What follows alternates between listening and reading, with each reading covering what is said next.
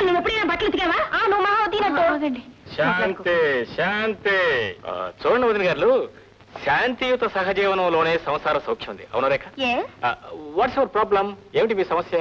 ఇంట్లో బట్టలు ఉతికే పని ఎవరిదో మీరు చెప్పలేదు. ఓహో, ఐఎమ్ సారీ వదిన గారు. మీ సేవా తత్పరత ఇంత త్వరలో ఇంత లెవెల్ వృద్ధి చెందుతుందని నేను ఊహించలేకపోయాను. ఒక పని చేయండి, 50-50 సగం సగం. నీళ్లు పోయండి, అలా చూస్తారేంటి? త్వరగా పోయండి ముందు.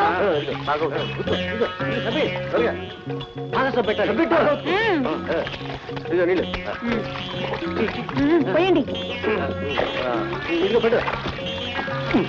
గట్టిగా పిండి ఆవేయండి, మీద పడుతున్నాయి. చూడండి, త్వరగా వేసుకోండి, బాగా దులిపారేయండి, సరిగా వేయండి.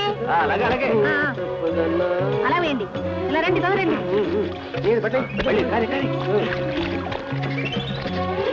వదలు, ముందు నా బట్టలు రేఖా బట్టలు ఉతకండి.